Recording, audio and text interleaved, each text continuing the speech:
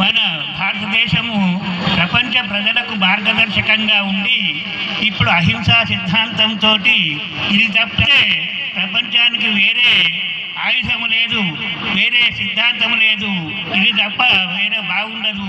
ప్రపంచ మానవాళి సుఖశాంతులతో ఉండాలంటే ఈ అహింసా సిద్ధాంతము, అహింసా సిద్ధాంతకర్త మహాత్మా గాంధీజీ వారు స్వాతంత్ర కొరకు అనేక విషయాలలో మనకు సందేశాలిచ్చి మనను పురిగొల్పి భారతదేశ స్వాతంత్రానికి, భారతదేశం కాదు మొత్తం ప్రపంచానికే అహింస సత్యాగ్రహం అనేటువంటి ఆయుధాన్ని సమకూర్చి పెట్టి మనకు రక్తపాత రహితంగా మన స్వాతంత్రం సిద్ధింపజేసిండ్రు. ఎంతోమంది మహనీయులు, స్త్రీలు, పురుషులు, బాలల కానుంచి అప్పుడు బాలవీరులు కూడా స్వాతంత్ర సమరానికి పాల్పడ్డారు. తర్వాత అనేక మంది తమ పదవులను విసర్జించి త్యాగం చేసి బ్రిటిష్ పరిపాలనను వ్యతిరేకించి ప్రాణాలు అర్పించారు. అటువంటి త్యాగహనులను మనం తలుచుకోవాలి. ఇటువంటి వారిని మనం గుర్తించినప్పుడే మన భారతదేశానికి గొప్ప పేరు వస్తుంది. అయితే స్వాతంత్రం వచ్చిన తర్వాత మహాత్మా గాంధీ యొక్క స్ఫూర్తి వల్ల, వారి యొక్క కృషి వల్ల మన స్వాతంత్రం సిద్ధించింది.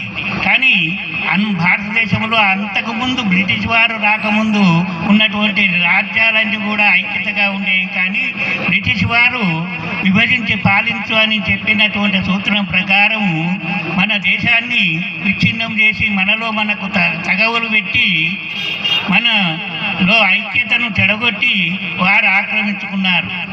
ఇటువంటి ఆక్రమణ తర్వాత భారతదేశంలో ప్రజాస్వామ్యం అని పూజనీయులు అంబేద్కర్ యొక్క కృషి వల్ల భారత రాజ్యాంగము ప్రపంచంలోనే గొప్పదైనటువంటి రాజ్యాంగము వారు పాటించి, భారత రాజ్యాంగం ప్రకారం మనం ప్రజాస్వామ్యం, ప్రజల కొరకు, ప్రజల చేత, ప్రజలతోటి పరిపాలించబడేటువంటి భారతదేశాన్ని మనకు చక్కని పరిపాలన అందజేశారు.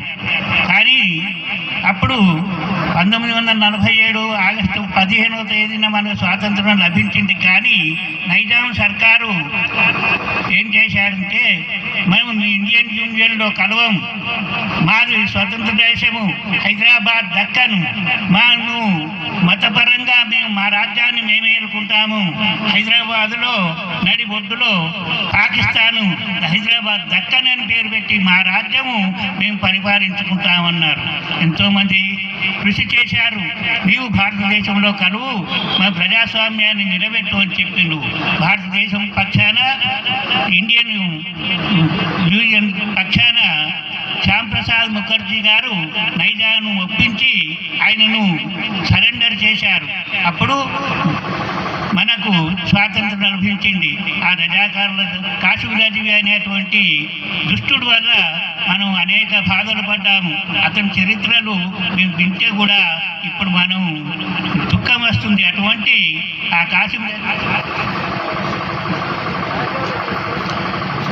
రజ్వీ దుశ్చర్యలకు వ్యతిరేకించి నైజాం స్టేట్ కాంగ్రెస్ అనే సంస్థకు స్వామి రామానంద తీర్థ గారు అధ్యక్షత వహించి పోరాటం చేసిండు. దాని ఫలితంగా 1948 సెప్టెంబర్ 19వ తేదీన మన భారతదేశంలో హైదరాబాద్ నైజాం సర్కారు భారతదేశ యూనియన్లో కలిశారు. ఈ రజాకర్లకు వ్యతిరేకంగా, నైజాం సర్కారుకు వ్యతిరేకంగా అనేక మంది పోరాటాలు చేసి ప్రాణాలు కోల్పోయారు. ఈ సందర్భంగా వారిని కూడా, త్యాగధనులను మనం స్మరించుకొని వారిని స్మరించుకుందామని చెప్పి తలుసుకుంటూ, నీ అవకాశం ఇచ్చినటువంటి పెద్దలకు కృతజ్ఞతలు తెలుపుకుంటూ